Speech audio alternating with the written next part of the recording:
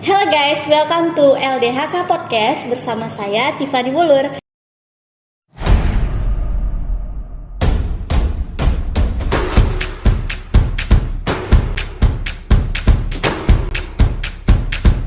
Pada saat ini kita kedatangan tamu spesial yaitu Kak Anggrenia Manisa. Halo Kak Nia. Halo Tif, halo semuanya. Apa kabar nih Kak? Puji Tuhan baik. Tif apa kabar? Puji Tuhan baik Kak. Jadi teman-teman, di sini Kak Nia itu merupakan mahasiswa aktif Fakultas Hukum Universitas Samratulangi. Sekaligus Kak Nia ini merupakan demisioner pengurus LDHK periode 2020-2021. Nah, langsung saja nih Kak.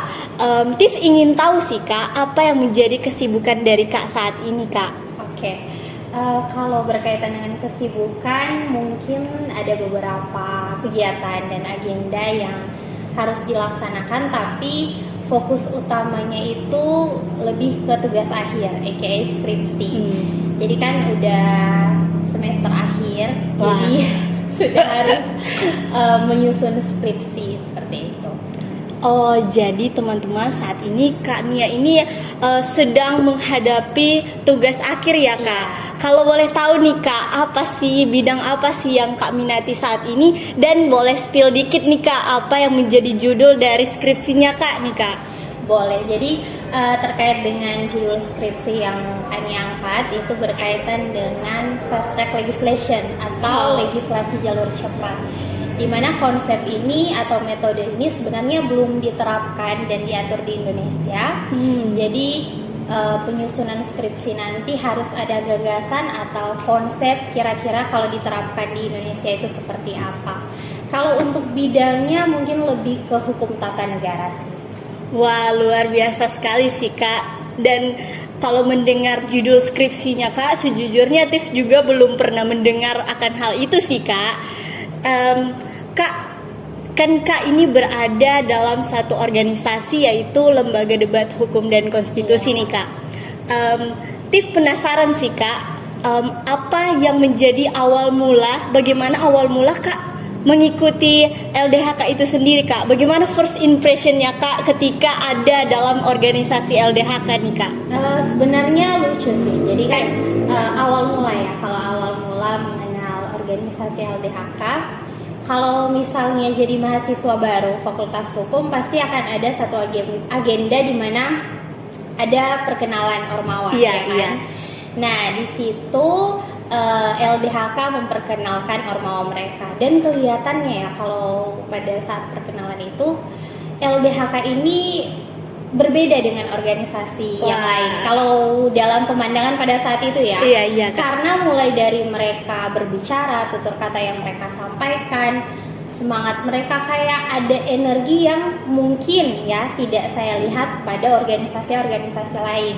Jadi kalau misalnya first impression saya terkait dengan LDHK ini, yaitu kayaknya LDHK ini sangat keren sih. Kelihatan pada saat itu keren. Sangat keren ternyata. First impression dari Kak ya. Kayak Kak melihat bahwa LDHK saat memperkenalkan diri itu sangat menarik dibandingkan dengan organisasi lainnya ya Kak. Sangat menarik karena mereka mampu mempengaruhi maba-maba pada saat itu. Kak. Mulai dari cara penyampaian mereka, cara mereka berbicara itu sangat kayak untuk mahasiswa baru yang awam dengan organisasi-organisasi di kayak terkagum-kagum di ya Kak. Tempat kuliah itu kayak wah, cara mereka keren banget gitu sih. Jadi itu yang kayak LDHK ini adalah organisasi yang beda dan orang-orang di dalamnya sangat keren. Oke deh Kak. Nih Kak, di sini kan kalau misalnya kita ingin masuk suatu organisasi, ada satu pertanyaan nih Kak yang paling sering diajukan oleh penyelenggara atau organisasi kepada peserta yang akan mengikuti, yaitu yang menjadi motivasi untuk bergabung dalam organisasi. Nah, kalau dari Kak Nia sendiri, apa sih yang jadi motivasi dari Kak untuk bergabung nih dari LDHK Kak? LDHK. Iya Kak. Motivasinya gini sih. Jadi pada saat pendaftaran kan dibuka rekrutmen. Nah, sebenarnya Kak Nia itu nggak terpikirkan untuk masuk di LDHK. Tapi ada satu teman Kak Nia itu ajak untuk mendaftar di LDHK.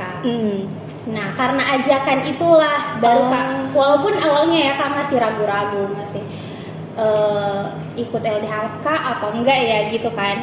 Terus akhirnya oke, ikut aja karena teman Kaknya itu sedikit memaksa.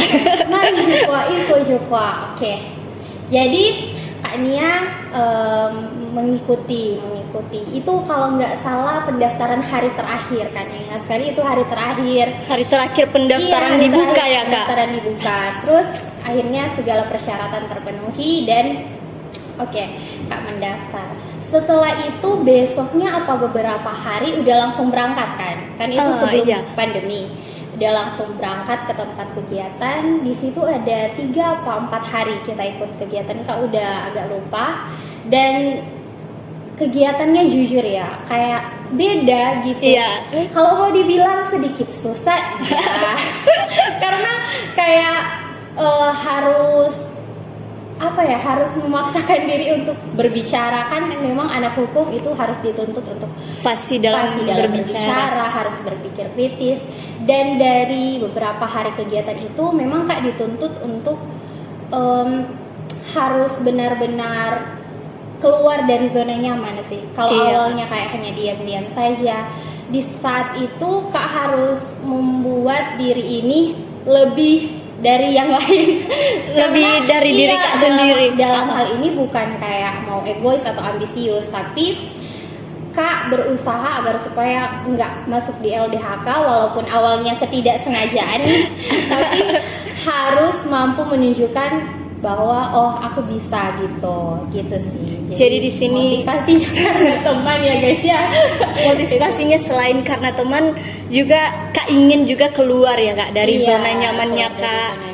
Yang sebelumnya hanya berdiam diri akan saat masuk di dalam organisasi ini jadi berusaha untuk keluar dari zona nyamannya Kak.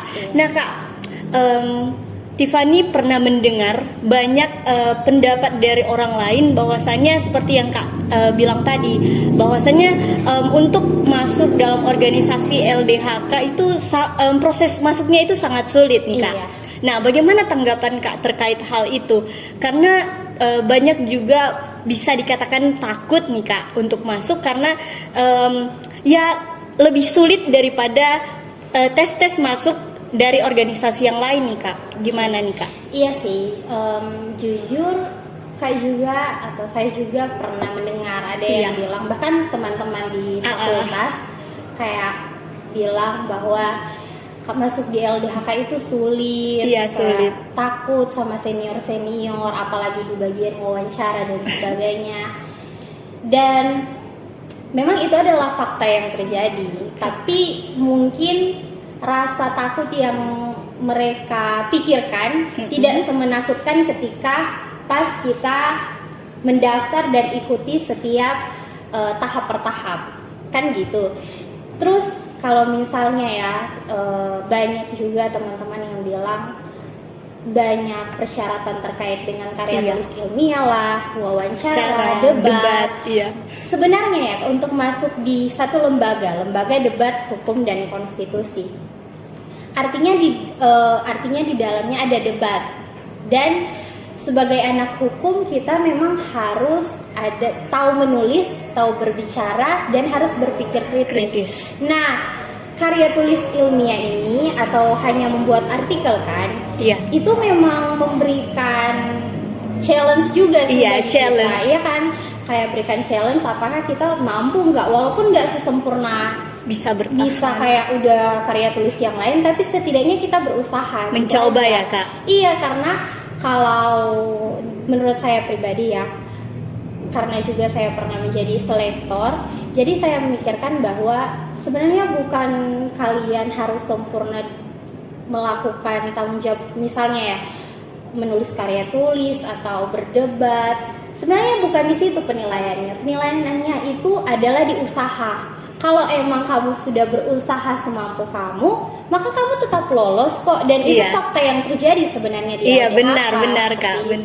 Jadi jangan kayak mindset yang selama ini mungkin berkembang di banyak kalangan mahasiswa Fakultas Hukum Unstrat khususnya, bahwa LDHK itu maksudnya sulit. Iya, sebenarnya itu untuk menambah pengetahuan teman-teman, itu untuk menambah wawasan, pengalaman teman-teman, seberapa jauh sih teman-teman niat dan ingin masuk di LDHK, usaha teman-teman itu sampai di mana, itu sebenarnya penilaian utama.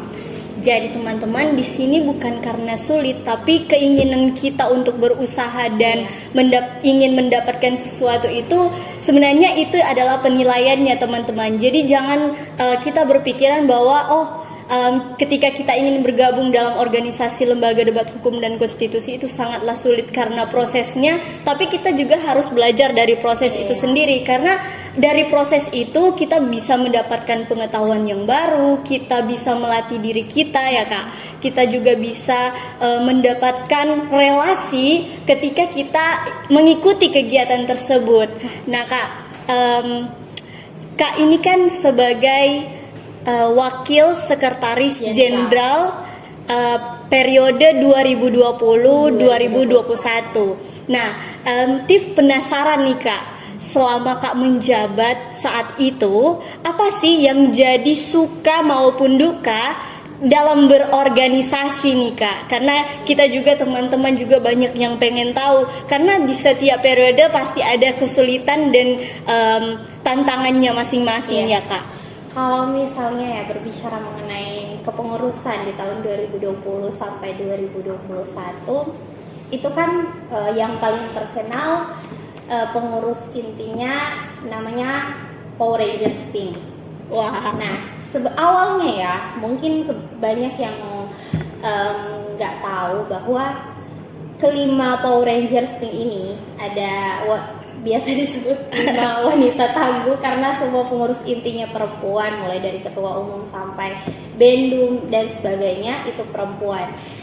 Dan di awal-awal kepengurusan kita itu kayak nggak sefrekuensi, berbeda pendapat, berselisih paham. Wah. Sampai pada titik dimana ada satu momen ya, kami pengurus inti merasa bahwa kok seakan-akan ini kepengurusan kita nggak ada kemajuan ya, padahal udah beberapa bulan loh. Sampai-sampai ada satu momen kita saling teleponan, karena itu udah masuk pandemi kan. Iya. Saling teleponan terus sambil nangis-nangis, kayak sebegitunya, karena kita ingin memberikan yang terbaik untuk LDHK. Ingin juga ada ikatan ya Kak. Harus ada hubungan yang terjalin antara pengurus inti terlebih dahulu. Sebelum kita berharap lebih kepada anggota-anggota atau pengurus lain yang berada di bawah gitu kan. Jadi kita harus eratkan barisan dulu, solid dulu ya. Iya, harus menjalin solidaritas di pengurus inti, baru kita masuk atau mengharapkan tanggung jawab lebih daripada anggota-anggota yang pengurus ada di yang bawah. lain. Iya, pengurus yang lain. Jadi kalau misalnya berbicara mengenai suka dan duka, sukanya banyak sih sebenarnya. Kita bisa mulai dari masalah itu ya, kayak hal-hal yang terjadi di kepengurusan itu yang membuat kita jadi belajar bahwa ternyata ketika kita berselisih paham, misalnya berbeda pendapat, itu biasa dalam satu organisasi, sangat biasa. Itu adalah hal yang lumrah, tapi jangan jadikan itu sebagai alasan ya Kak, untuk tidak ada suatu persatuan ya Kak di dalam itu. Jadi harus eratkan barisan sih lebih tepatnya, karena duka di LDHK sebenarnya apa sih? Nggak ada sih sebenarnya. Kalau misalnya gitu ya Kak.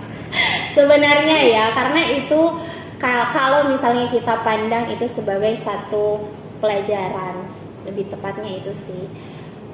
Cuman lebih banyak tetap menurut saya lebih banyak sukanya daripada dukanya gitu sih. Jadi gitu teman-teman, di lembaga debat hukum dan konstitusi itu lebih banyak sukanya dibandingkan dukanya ya Kak. Bahkan udah nggak bisa disampaikan sukanya gitu. Oke Kak, gini Kak, kan Kak sudah berproses nih Kak di LDHK, Kak sudah punya pengalaman sebagai pengurus ya Kak di LDHK.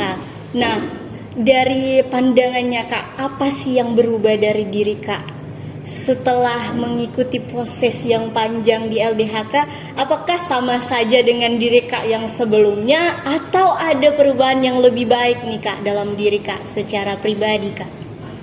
Secara pribadi sebenarnya proses itu mengubahkan ya. Iya. Jadi pastinya kalau misal selama saya berproses di LDHK, khususnya pada saat masa kepengurusan, ada kok banyak yang berubah dalam diri saya, khususnya bukan hanya dalam satu kepengurusan sih, tapi kan kita di LDHK terlibat juga dalam beberapa delegasi seperti itu.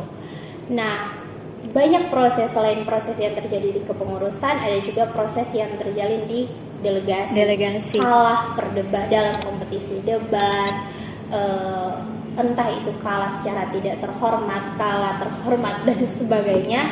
Itu jujur yang mengubahkan bahwa ada mindset, kalau dari saya ya, prinsip bahwa ketika saya berusaha mengejar sesuatu, maka pasti bagaimanapun caranya itu akan saya dapatkan. Tapi kalau misalnya dilihat di proses di LDHK, nggak semuanya bisa kita dapatkan. Bisa didapatkan, itu. benar. Bahkan di luar pikiran kita, di luar nalar kita, bisa loh, walaupun kita pikirnya, oh kita pasti menang gitu, sangat bisa kita akan kalah gitu. Jadi kayak lebih ke hati yang menerima, mengikhlaskan, lebih ke itu sih, ya kayak berubah. Jadi pikirnya, oh nggak apa-apa gitu. Kak, tadi Kak sempat singgung terkait dengan pendelegasian. Nah, di sini kan Kak sebagai best speaker ya Kak, jadi sudah banyak prestasi yang telah Kak capai, telah Kak dapatkan itu berkat usaha dari Kak maupun dari timnya Kak. Nah, Tiff juga ingin tahu nih Kak, mungkin ada pengalaman-pengalaman yang seru atau sesuatu hal yang menurut Kak itu menjadi bagian hal yang tidak terlupakan selama Kak mengikuti delegasi. Mungkin delegasi ini ada yang spesial gitu Kak. Boleh Kak ceritakan nih Kak? Mungkin yang paling spesial adalah delegasi Bawaslu. Wah, delegasi Bawaslu adalah delegasi paling spesial bukan karena pencapaiannya ya, tapi karena proses di dalamnya sih. Mungkin teman-teman belum tahu ya bahwa saya kan ikut LDHK dari tahun 2018. Nah, tadi Tiff sempat singgung terkait dengan best speaker. Iya. Dan juara nasional.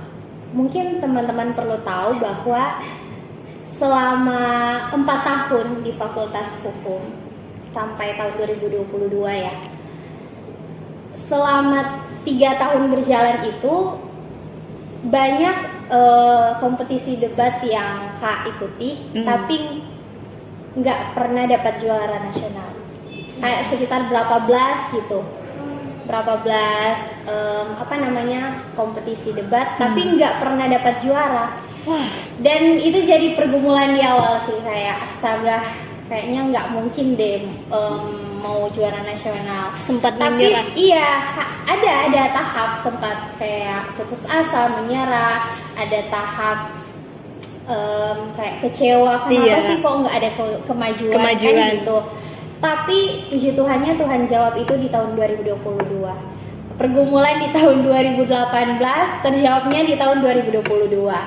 Jadi proses itu awal tahun itu baru mendapat atau mencapai best speaker dan juara 1 nasional. Juara 1 nasional. Dan itu sih kalau misalnya mungkin teman-teman yang kayak bergumul, kenapa sih belum dapat juara, padahal udah berusaha.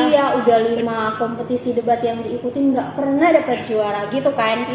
Ya udah, nggak usah bersedih teman-teman. Aduh, ini udah hampir mau keluar nih di Fakultas Hukum baru dapat juara 1 nasional gitu. Jadi sebenarnya setia pada proses, ya kan? Setia pada proses, nanti biarlah waktu yang menjawab. Itu yang pertama. Kemudian yang kedua terkait dengan terkait dengan prosesnya Kak. Kemudian apa sih Kak yang cerita-cerita yang mungkin iya. seru dirasakan oleh Kak secara pribadi? Sama seperti yang tadi mungkin cerita Bawaslu. Jadi pada saat itu kita udah senang banget nih bisa lolos di delegasi Bawaslu dan berangkat ke Jakarta. Utusan Iya, Sulawesi utusan Utara ya Kak? Sulawesi Utara. Terus setelah itu, setelah kita sampai melewati berbagai proses, penyisihan kita udah lolos. Wah. Penyisihan apa? 16 besar kita lolos.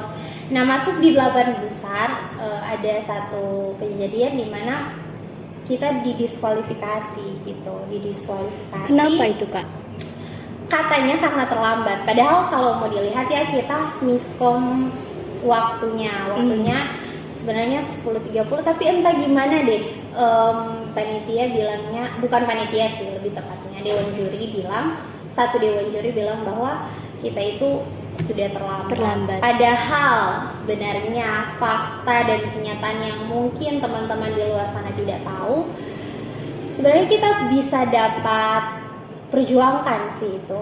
Kayak mungkin sampai saat ini sempat berpikir sih, kenapa sih waktu kita sampai di situ kita nggak foto dulu atau kita nggak rekam supaya emang ketahuan bahwa jam kita tiba di sana adalah tepat waktu gitu. Tapi seakan-akan dibuatnya kelewat berapa menit lah gitu. Tapi jujur ya, di satu sisi kayak kecewa, tapi di sisi lain mungkin pada saat itu kayak sangat amat kecewa. Kita bertiga delegasi Bawaslu, saya dan June itu sama Ever juga ke kamar hotel setelah didiskualifikasi, nahan air mata gitu. Jadi kita langsung ke kamar masing-masing terus nangis sampai sore kita nggak keluar kamar. Terus setelah itu karena kita akan mau evaluasi kan, jadi kita itu ke kamar yang satunya, kita kumpul di situ.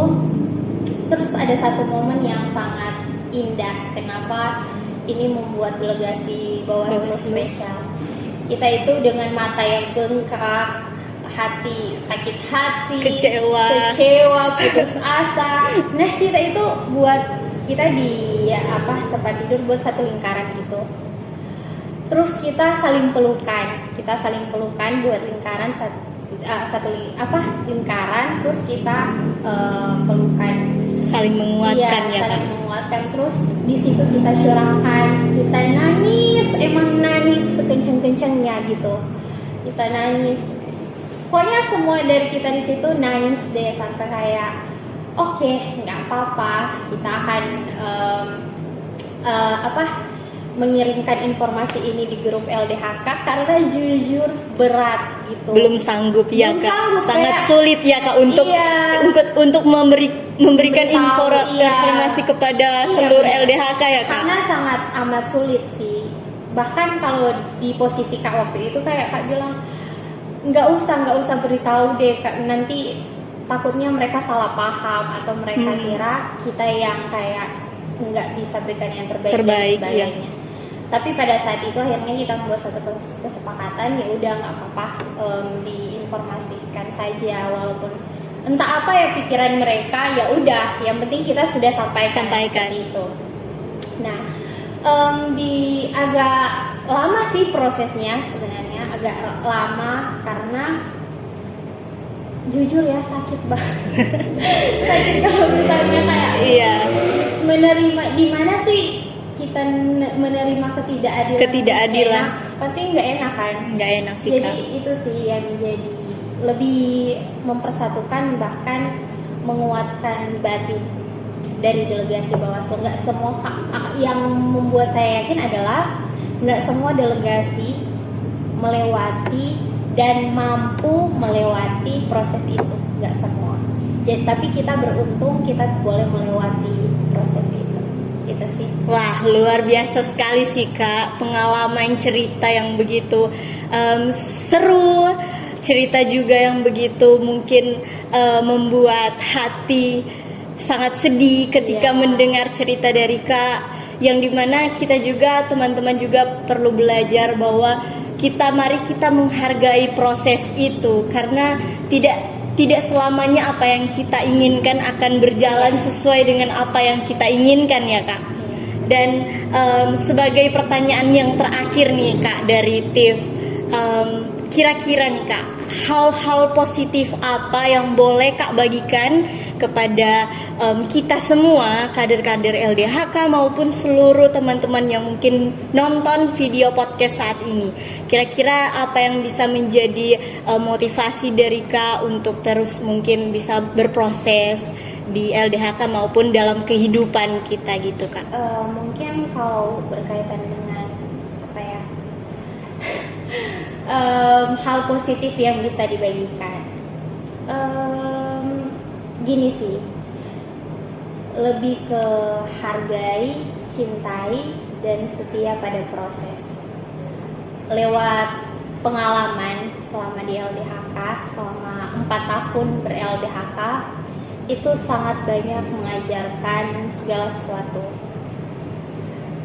Istilahnya saya, Nia, yang ada pada saat ini tidak akan seperti ini tanpa LDHK.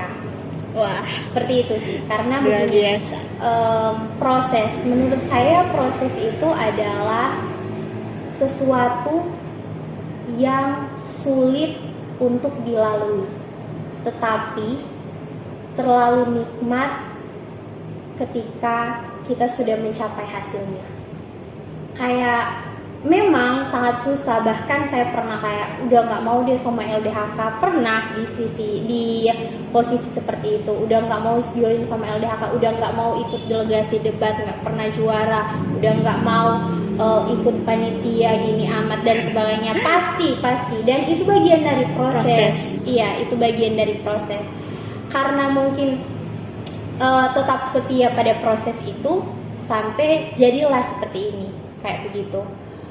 Mungkin awalnya kita merasa bahwa kayaknya nggak bisa deh, tapi nggak apa-apa, bermimpi aja dulu bahwa oh boleh gitu, bisa kok, yuk bisa yuk, itu sih lebih tepatnya. Jadi mungkin hal positif adalah tetap bertahan, nikmati proses, dan ketika kamu akan tiba di titik akhir dari proses itu, maka kamu akan merasa bahwa oke, ternyata proses itu indah. Seperti itu sih, kelewat dari pengalaman saya selama ber-LDHK. Wah, luar biasa nih Kak, pesan-pesan hal-hal positif yang telah Kak Nia sampaikan, dimana kita harus mencintai dan menikmati proses serta bertahan dalam proses itu sendiri, karena terlalu nikmat apabila kita telah mendapatkan hasil dari proses yang kita jalani. Dan saya di sini mengucapkan banyak terima kasih nih untuk Kak Nia yang sudah menyediakan waktu dan tenaga bisa sharing bareng kita di LDHK Podcast. Semoga skripsinya bisa berjalan dengan baik. Amin. Dan bisa menjadi gelar SH. Dan terima kasih kepada teman-teman yang sudah menonton. Sekian dan terima kasih. Pemikir kritis, penutur santun, eksekutor bijak mahasiswa Indonesia LDHK. Salam konstitusi. Dadah.